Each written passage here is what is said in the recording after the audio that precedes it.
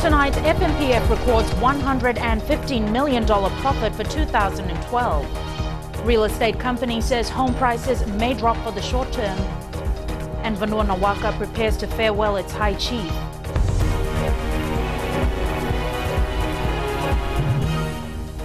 Good evening, I'm Jackie Spate and you're watching FBC News.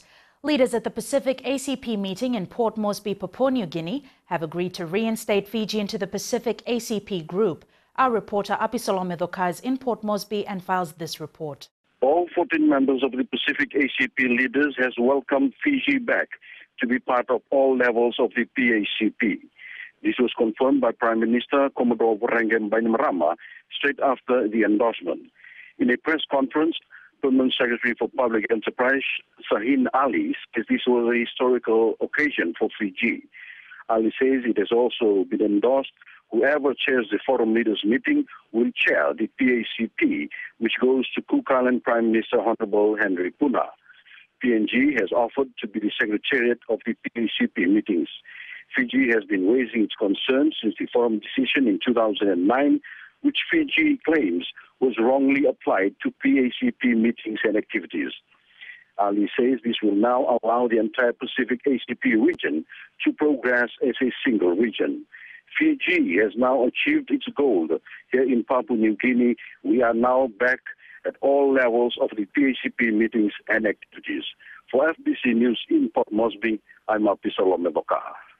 The Fiji National Provident Fund says it's managed to come out of a challenging financial year.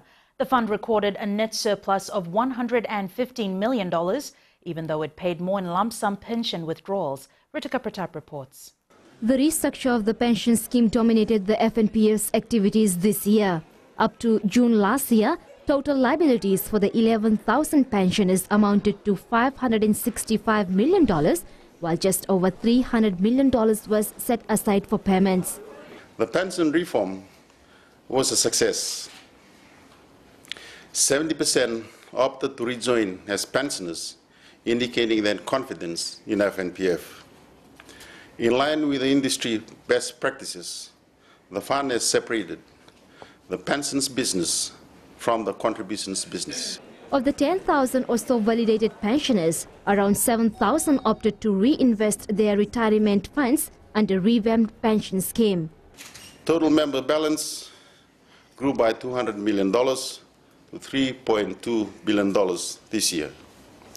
Interest paid to members was 5%, resulting in the distributions of $139 million to all members. Investments have also gone up, both local and overseas.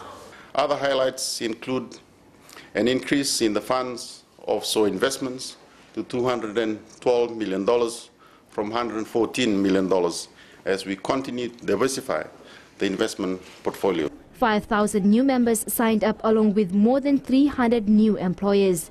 Ritika Pratap, FBC News. A real estate agent says the reduction in home loan rates should have come earlier than now.